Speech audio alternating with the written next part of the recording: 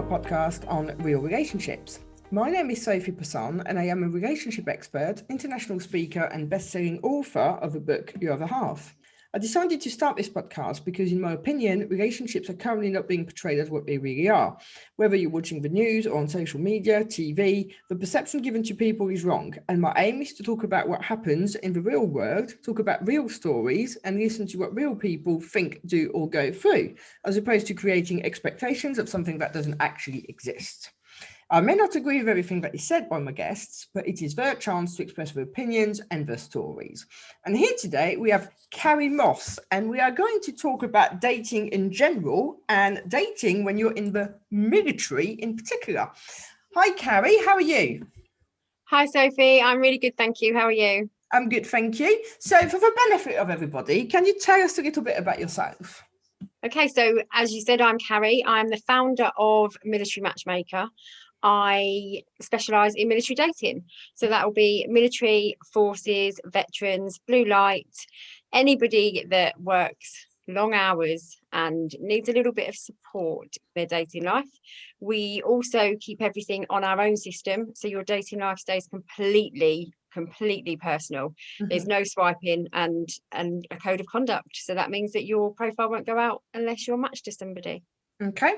So obviously, you know, people sometimes, normal people that are not in the military, shall I say, and I don't mean normal, but, you know, civilians that work normal hours, that are not doing stuff like that. So sometimes they do need themselves help in finding love, but why is it even more difficult if you're in the military or blue lights or whatever? So generally, and actually this happens for civilians as well, generally you put your career first. So some people feel that they have to make a decision, either career or love. And if they put everything into their career, there's nothing left for them to go. Dating's a full-time job. Yes. It's really, really difficult to meet somebody. It's like looking for a job, actually. It is. It's really difficult wherever you are, whatever walk of life that you're in, it's hard to find the time to date. So to have someone there that can do it for you is excellent. Add in your tours away from your hometown. So you can be 6 months away, 8 months away, you can be 2 weeks away. So the military is slightly different in the fact that you can still have somebody that doesn't move around and somebody that does work in effect 8 to 5. Whereas you can also have moving around every 2 years and you can have tours of duty. So it becomes a long distance relationship. So what are the benefits of using a matchmaker? Obviously, it's supposed to match you with people like you, but I suppose it must be even more, as you just said, it must be so difficult because if you're going to change town every 2 years, it takes a particular person to want to follow you because they have to then put their own career on hold. So if we're talking military, the reason that I chose military is because I offer a holistic approach. Basically, the way that I do it is, yes, you're right. It's really difficult. Your life can feel like it's on hold if you are a spouse. So if you're moving every 2 years with your partner, it's all fun and exciting. It really is. If you know where to go for the support, then excellent. If you don't know, that can be really daunting. And I stay with people afterwards so that I can signpost them to, you know, there's so much support, Sophie. The military is brilliant with the amount of support that they have. And actually, it's the same with in all walks of life. If you know where to find things, you can manage it. So just from finding where to go for your jobs, where's the best place to look, where's the support available, is there funding available, that kind of thing. So I will always signpost because any relationship's scary. You don't want to then add on a daunting 2-year move. Yeah. And what would you say is the number one problem for singles at the moment? Singles in general? Yeah. Singles in general, I think catfish is the biggest problem, and that's where matchmakers come in. I mean, there's 10 million fake dating profiles globally. That's an estimate. Explain catfish in case someone is not too sure what that is. So a catfish is somebody that's pretending to be somebody else. So when you see a photo, for example, one dating photo, you could find that on 21 different profiles. That actually has happened. So it's using somebody else's photo, somebody else's identity for dating purposes, generally to either for a scam or for kicks. So that's really, really big. There's like I said, 10 million approximately fake profiles globally. So the last thing you want to do is strike a relationship with somebody online and find out that they're not who they say they are. And we all do catch feelings really quickly, actually. So I think the biggest obstacle at the moment for singles is knowing who you're talking to. It's quite a massive amount when you think about it. You know, it's no longer, because when online dating started, the fear was that you were going to meet a murderer. Where stranger danger.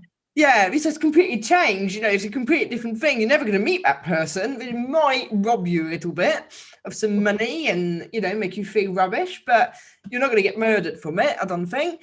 It's funny how it evolved, doesn't it? I think it's funny how it's evolved. I think it's also not a taboo subject anymore, and maybe that's why it's evolved, because you do hear mums at the school gates talking about matches. You do hear them talking about their dating life openly. So and people admit to that, where before they wouldn't. It was always, we met in the supermarket or wherever it was. And that's it. I think people aren't ashamed anymore, and that's great, because when you're dating, you're vulnerable, aren't you? Exactly. So you have to get all the armor off, and you have to be vulnerable. And it is scary online, but it is so widely talked about. And as long as you're keeping safe, I have no issues with online dating. But I do think, just be careful. Just, you know, make sure that you're, and like you say, there is still a risk of murder, unfortunately. But if you're just talking online for a really long time, it's more going to be the romance scams that are huge at the moment, especially during COVID.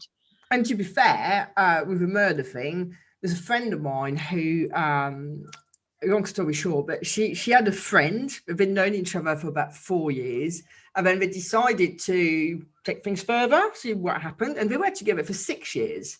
So by that point, she's known him 10 years, okay? And things had gone a bit wrong and sour, and she was already thinking, you know, they're probably going to have to finish this because it's no longer what it was. Anyway, one day she was making the bed, and when she got to his side, she found this massive knife that he'd hidden under the bed to use on her. So she just called the police, changed the locks, and that was that. But what I mean by that is that she'd known him 10 years. So sometimes when we generalise, saying, oh, he's someone I don't know, sometimes you've known someone a very long time and you still don't know. Yeah, that's, oh my gosh, I'm shocked. I'm like, yeah, I hear lots of stories, but that, you know, that is shocking. And unfortunately, we don't know. Until you, and even then, as you say, 10 years time, 20 years time, my big thing that I say to people is I don't date everybody, because that's wrong for a start. Yeah. I don't think my husband would approve. No, so you know, we don't, and you, until you know somebody intimately, and it can be years, and you don't know if they've got some issues that have gone on in their past. Of course, I mean, that's quite a big thing, Sophie, isn't it, to have a knife under a bed? Yeah, I wonder how long it had been there. Well, this is the thing, and she didn't know, because as I said, you know, they were having issues.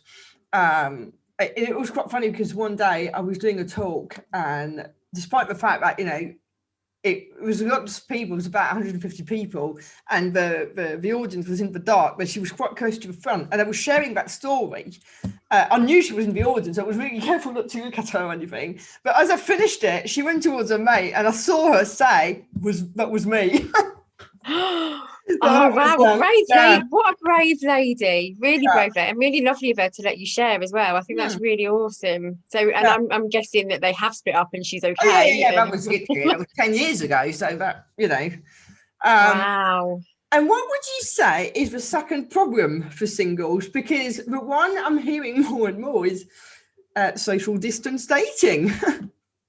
Social distance dating at the moment is a huge issue, and there was lots of conversations, wasn't there, around, are you allowed to have sex? Because you know, it's a new relationship. Yeah, that's it. What are you allowed to do? What aren't you allowed to do? So it can be a problem, but I think it's how you look at it. I'm really very much, I think it brings back traditional dating. Think back to your grandparents that didn't hold hands, that didn't nog on the first date, that didn't even think about going to bed. So although, yes, we're hearing it a lot, I don't think it's a problem. I think it's really nice. And if you are really serious about starting a relationship, then you should be talking to that person, listening, finding different things to do. And I think it's quite exciting to find different things to do. a lot of people get stuck in that social distance walk. And I've heard that a lot. What are you doing for your first date? I'm going for a social distance walk. There is other things you can do. Obviously, there's lots of Zoom dates that people are doing, but you can still even have a picnic. You know, you can take your own things, and you can talk about the menu. There's so much things. And I think for military is that they're the sort of things we're used to, of trying to make a relationship work over distance or over different obstacles. So you think of those ideas, and it's quite nice to hear other people's. So yeah, I think social distance dating is actually quite fun.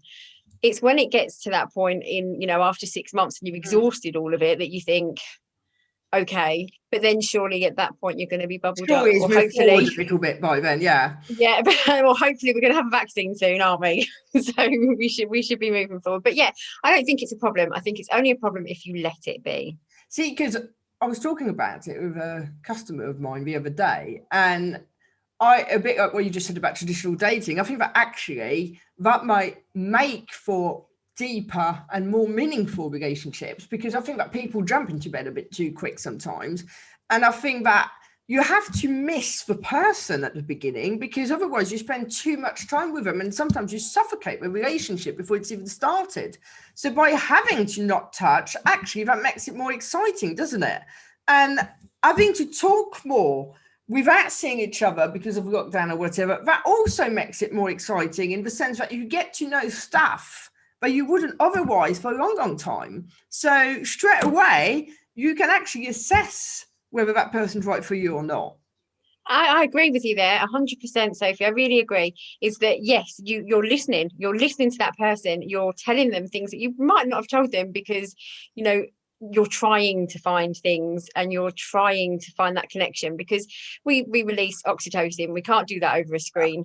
It's a bonding agent, and obviously when we go further and we go to bed with somebody, we release more hormones that are bonding. That bit's missing, but your oxytocin will still be out there, and you'll still have happy hormones and endorphins flying around if you're doing, and you're excited about seeing someone. But it takes off the pressure too. So both men and women sometimes will think, oh, I'm day 3, should I be kissing by now? Are they not interested because they're not touching me? Well, that's all gone, because the government are telling you right now you can't be doing that. So there's no pressure. You are just going to have a nice time. You're going to do something and have a nice time. And you're then thinking on the back of your mind, what do I look like in a mask? Is my makeup going to come off? You know, so it takes off all that other relationship pressure, and you get to be you.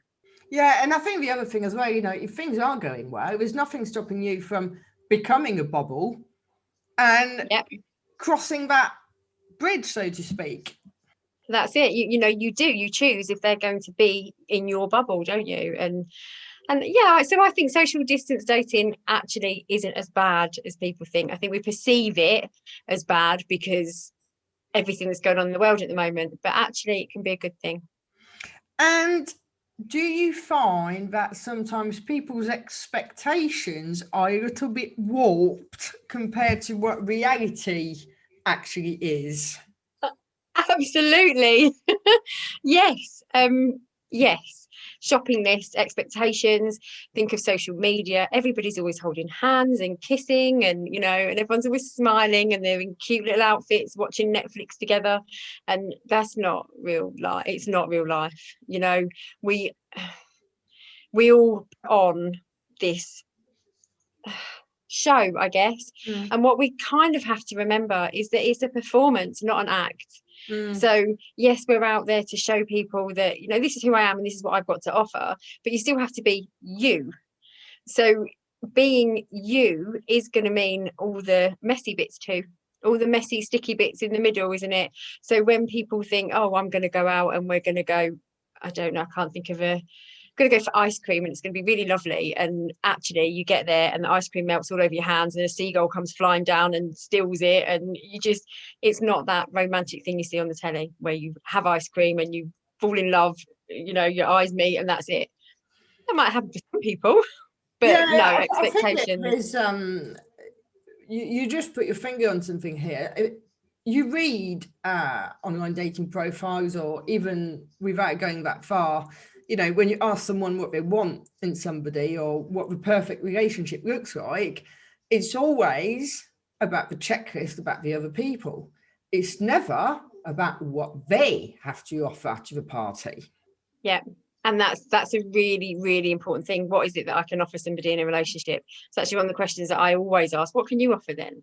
Because it's not a job. We're not interviewing people. You know, if we're dating somebody, we want to spend our life with them. We want them to be the last person that touches us before the undertaker takes us away.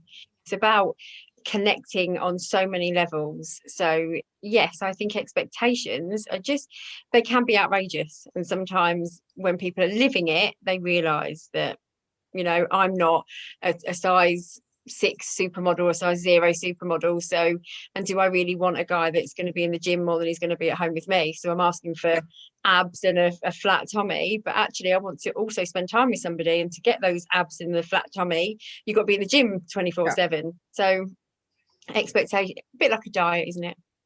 You do really, really well for 2 weeks, and then it's like, oh, I've had enough, and you throw it out the window. That's me. Every Monday I've started the diet again this year, and sometimes I've given up the diet about Monday lunchtime. I thought you were going to say that's me. I start on a Monday of a relationship, and then no, diet. It gets to Friday, so I'm going to have wine, and then I'll start again Monday. Monday comes, I'm supposed to start again. I've done that every week so far this year.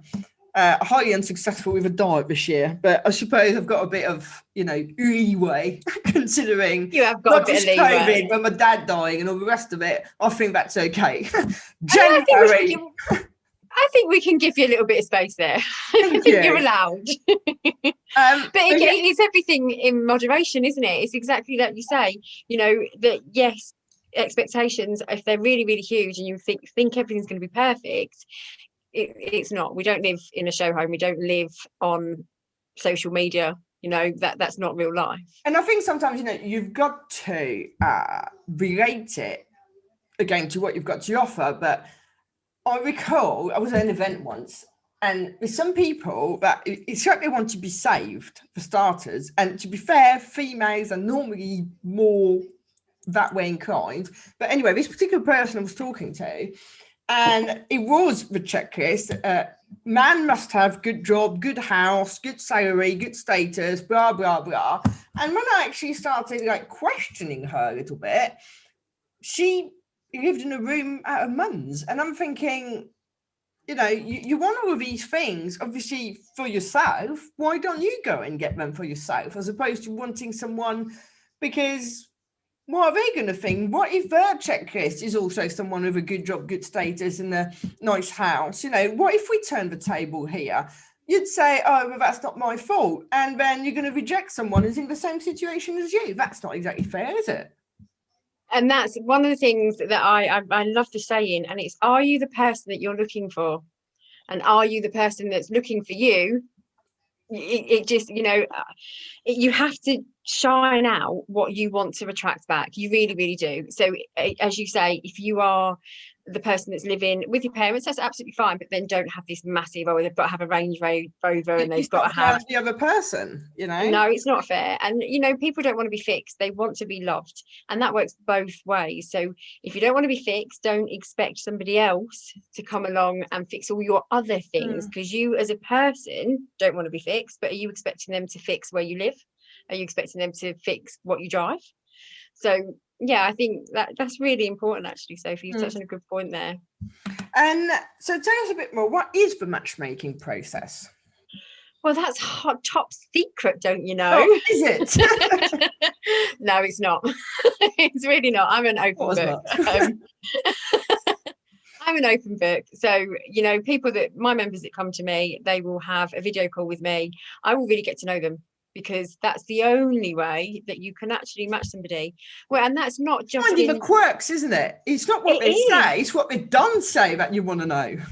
Exactly that. It's what they don't say. We can all see, we make sure everybody has to be ID checked. So we have an outside app that everybody's ID checked. Everybody has to be met virtually or in person. Mm-hmm. Everybody has to, there's some hoops that people have to jump through just before they can even get onto our books. And then it's preserved. So I don't take everybody. If I feel that I can't offer somebody what they're looking for, I'm going to tell them, because I don't want people to sit on my books and then just sit there. Yeah, absolutely, because you are vulnerable. So then what we do is we go through a process of, I get to know everybody, or my team will get to know everybody. You'll be assigned a matchmaker, and then we open it out to other matchmakers as well. So we network really, really widely, and we say, right, what are we looking for? Now, everything, like I said to you earlier, everything stays on my system. So I will go through, and I won't ever match on hobbies. People tell me their hobbies, and it's brilliant, and I will note them down. But hobbies change. Yeah. Unless you're like me and you have horses, they're in your blood. But most hobbies change. So your core values don't. There is no point matching somebody that, you know, might believe in bringing up children in a really disciplined relationship, and the other person says, oh no, they can do what they like. So that, you know, you're heading for problems before you even started. So we really look into their personality, what they're asking for, what they're not saying, and then we try things. We give them what they've asked for, and then we say, why don't you try this, why don't you try that? So the whole thing is a working relationship.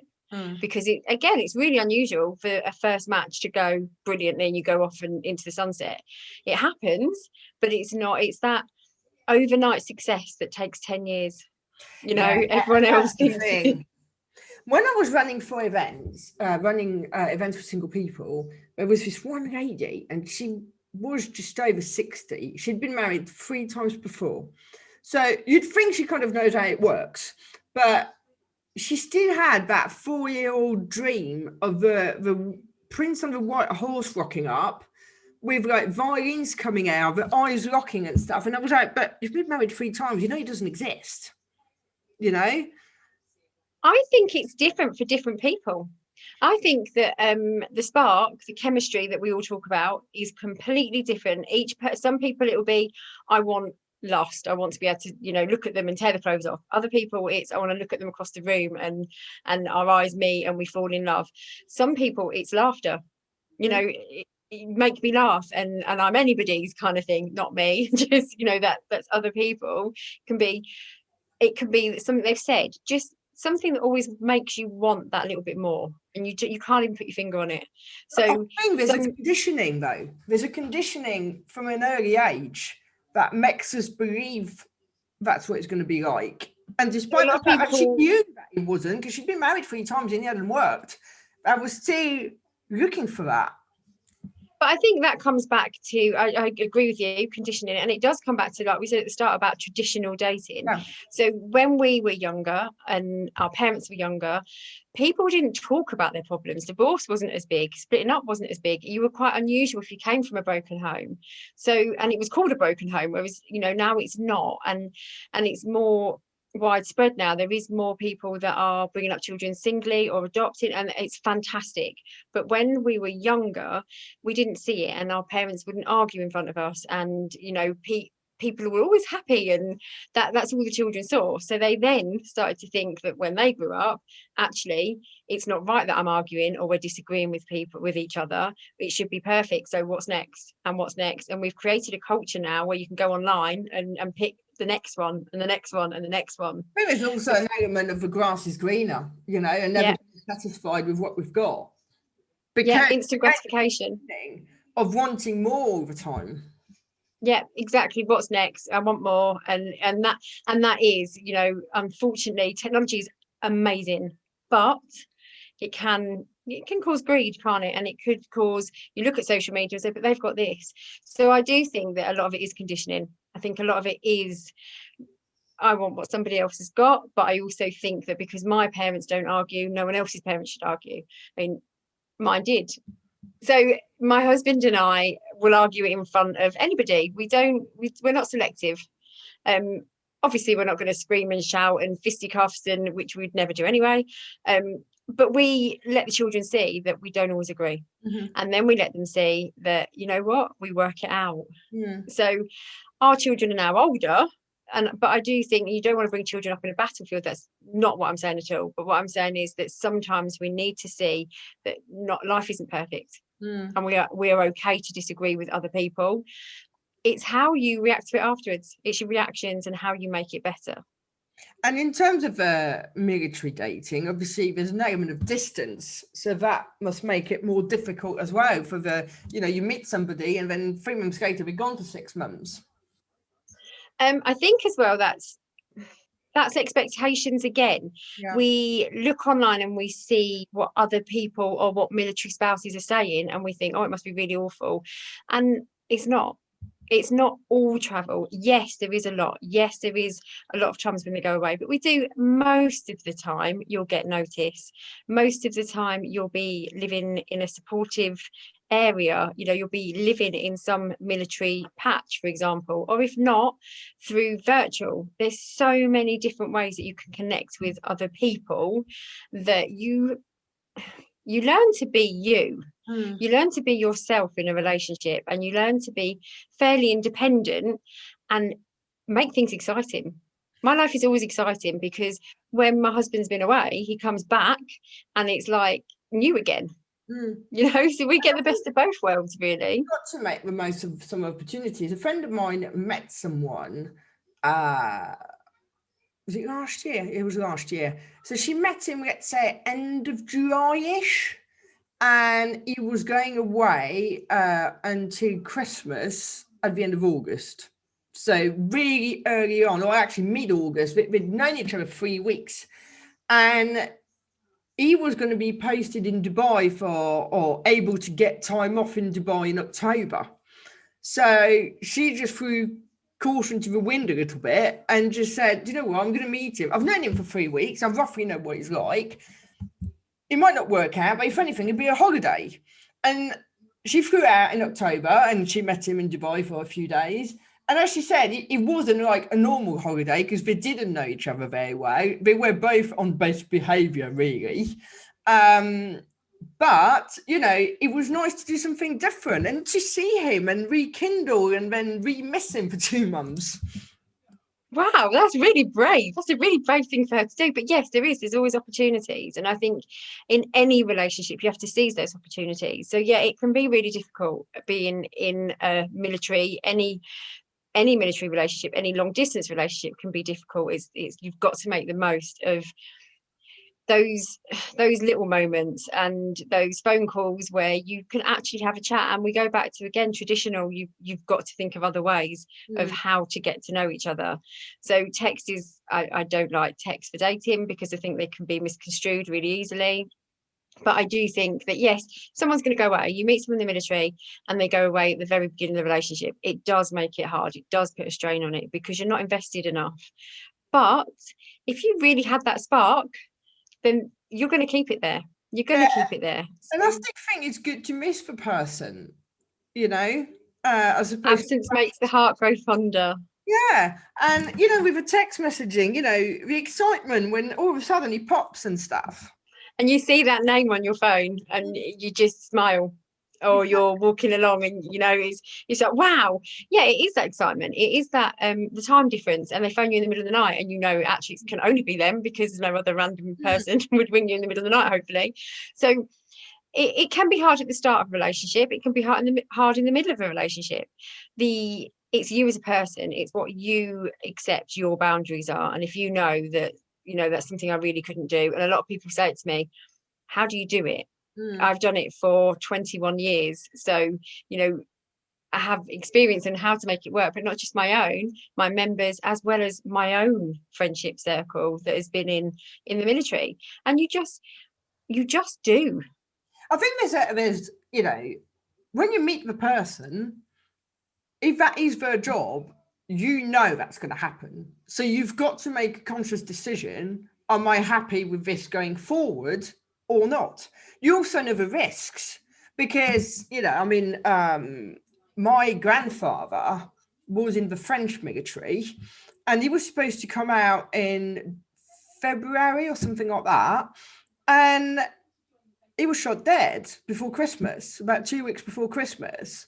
So, these sort of things happen. Unfortunately, there is a risk. That's so sad about your granddad.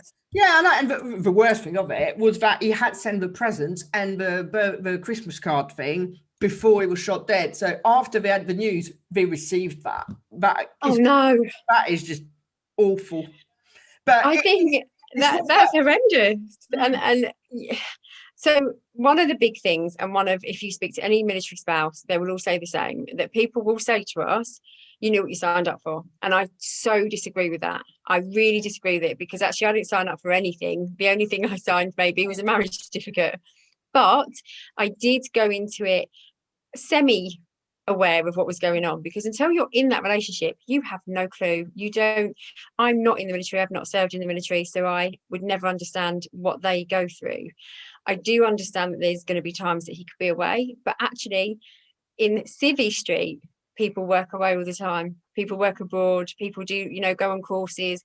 So yes, ours will generally be a little bit longer that we're separated for, but you can't help who you fall in love with. You can't help. Exactly. And if you meet somebody in a bar, for example, which not many people do anymore, but if you meet somebody in a bar, you don't know what they do, and you don't know how old they are, where they live, you don't know where they come from, what their job is, and it naturally happens that you naturally gravitate to them, and you start a relationship. You do have that pinnacle point at 6 months where you can say, can I really do this? Is this going to be too much? And some people sadly can't, but that's the same in all walks of life. And does it take a special person to be a military spouse? Yes and no. We can all do it. It's what your boundaries are. It completely depends on the person, but you do have to have that difficult conversation with yourself at some point. Yes, you do. You have to make a decision, but you don't know until you live it. And sometimes people will say, well, you've had 5 years together and it just didn't work out because you're in the military. How does that work? Because as times go on, you change as a person. So everybody changes, day in, day out. We all little subtle changes when you're in a relationship that causes lots of travel. Unfortunately, those changes seem really big. So it could be that you've been together for years, gone away for 6 months, and then gone, actually no. And without anybody else being involved, you've just changed and evolved in your own life, and so have they. Yeah, and I think, unfortunately, even in relationships where they're not away, it happens in exactly the same way. One day they wake up and it's not there. Yeah. We're fickle, aren't we? We're people. So we're not, look at animals. Swans, they'll be together all the time. Other animals will go around in packs and then disperse. It's human nature to make our decisions based on our own boundaries and our own beliefs. And sometimes it's too much, and other times people love it. Exactly. Or it can be a bit of both. There's ups and downs. There's times where you say, I can't deal with this anymore, and then the next day you're happy and you're saying, yeah, it's fine, I love it. So ebbs and flows. So unfortunately, we're getting towards the end of our time together. So what would be the last pearl of wisdom you could share with us? Wow, there's so many. Just the one. Just the one is, do you know what? Be yourself in the dating world and in relationships in general, not just romance, in business, in friendships. Just be yourself, because all the messy bits are the bits that make you you. Yeah, definitely. And I think sometimes, unfortunately, people lose track of who they are over the years, but there's something that is always there regardless. You just have to take the time to rediscover who you are instead of trying to be something that you think people want. And that's the nail on the head there. Don't be what people think, because generally we can't read minds. We don't know what they want, and you're you, and you're imperfectly you. So just be imperfectly perfect. Right, Carrie, thank you so much. That is all we got time for today. And for everybody else, if you enjoyed the show, then please subscribe, leave us a review, but more importantly, come back for the next episode. Thank you.